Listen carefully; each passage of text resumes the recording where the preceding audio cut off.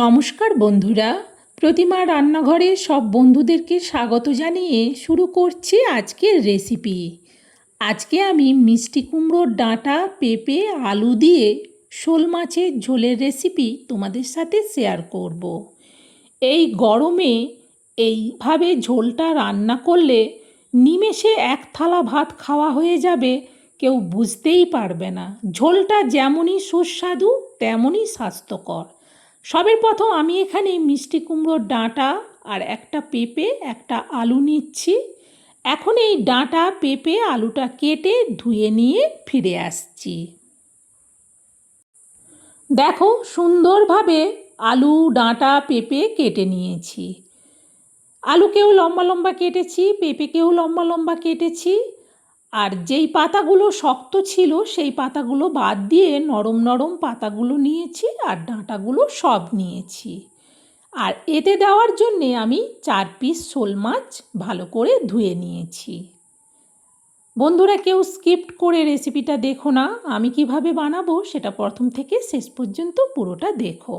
এখন মাছে দিয়ে দিচ্ছি পরিমাণ মতো লবণ, আর দেব অল্প একটুখানি হলুদ।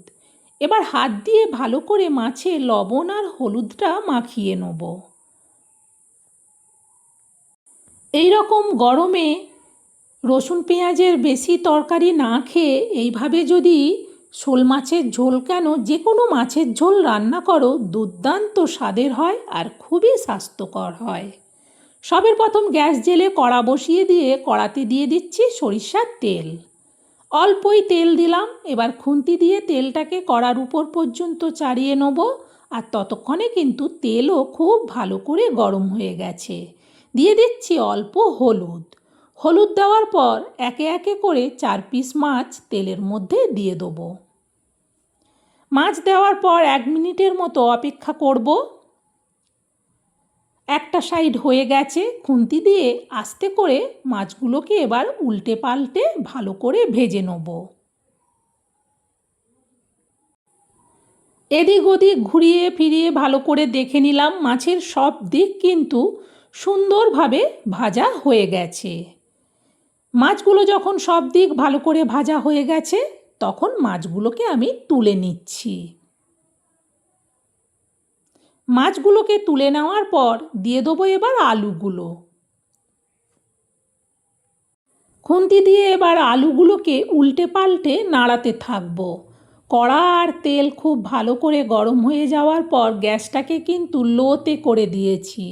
লোতে করে দিয়ে আলুগুলোকে খুব ভালো করে কিন্তু ঘুরিয়ে ফিরিয়ে ভেজে নিলাম, যাতে আলুর সব দিক ভালো করে ভাজা হয়।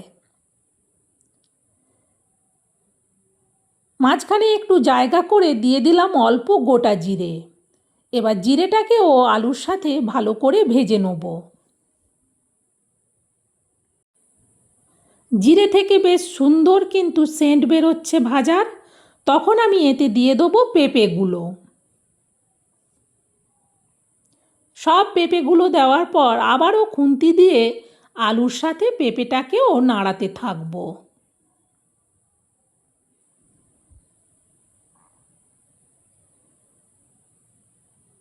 পেঁপেটা যখন একটু ভালো করে ভাজা ভাজা হয়ে আসবে, তখন আমি এতে দিয়ে দেবো পরিমাণ মতো হলুদ, আর দেব অল্প একটু শুকনো লঙ্কার গুঁড়ো, খুবই অল্প। ভালো করে এবার হলুদ আর লঙ্কার গুঁড়োটাকেও আলু পেঁপের সাথে মেশাতে থাকবো। আরও ভালো করে আলু পেঁপেটাকে ভাজতেও থাকবো। এখন দিয়ে দিচ্ছি এতে মিষ্টি কুমড়োর ডাঁটা আর শাক, সব কিছু। সবগুলো দেওয়ার পর এবার ভালো করে আলু পেঁপের সাথে মিষ্টি কুমড়োর ডাঁটাটাকে মিশিয়ে নেব।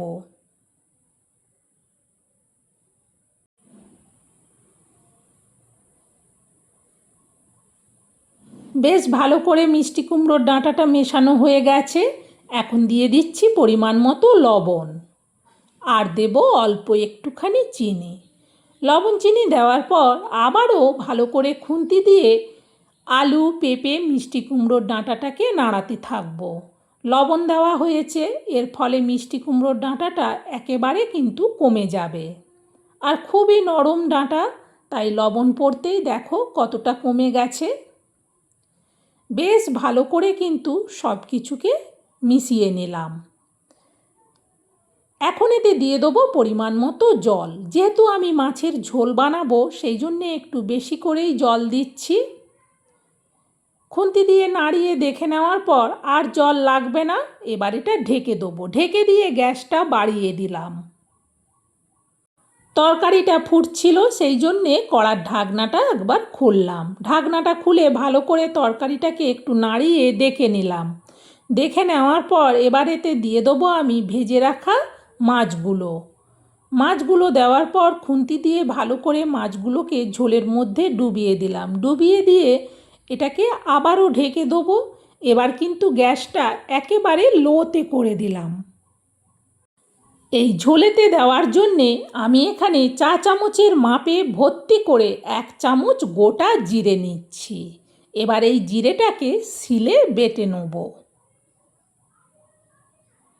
দেখো জিরেটাকে সুন্দরভাবে বেটে নিয়েছি।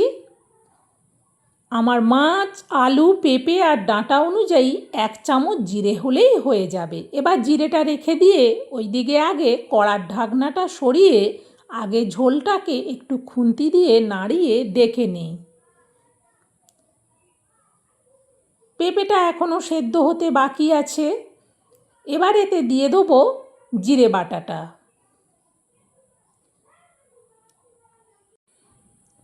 খুন্তি দিয়ে একটু জিরে বাটাটাকে ঝোলের মধ্যে মিশিয়ে দিলাম।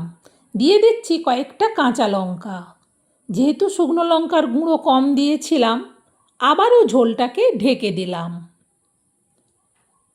মিনিট 4 বাদে কড়ার থেকে ঢাকনাটা খুললাম। যখনই ঢাকনাটা খুললাম ভীষণ সুন্দর ঝোলের একটা সেন্ট।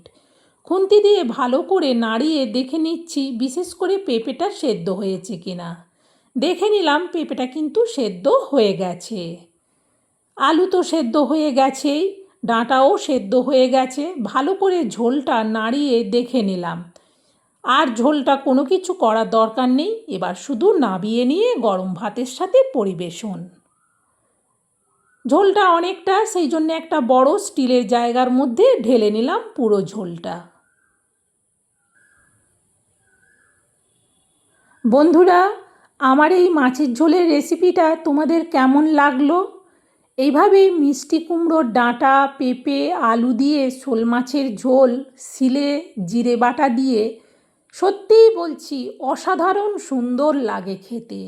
গরমে এইরকম মাছের ঝোল যদি খাওয়ার টেবিলে থাকে নিমেষেই 1 থালা ভাত কিন্তু শেষ হয়ে যাবে। বিশ্বাস না হয় একবার আমার দেখানো পদ্ধতিতে বানিয়ে দেখো, তাহলে বুঝতে পারবে যে যেমন ঝোলটা স্বাস্থ্যকর তেমনই সুস্বাদু। তোমাদের কেমন লাগলো আমার এই ঝোল সেটা কমেন্টে জানিও, একটা লাইক দিও আর রেসিপিটা শেয়ার করে দিও। আজকের মতো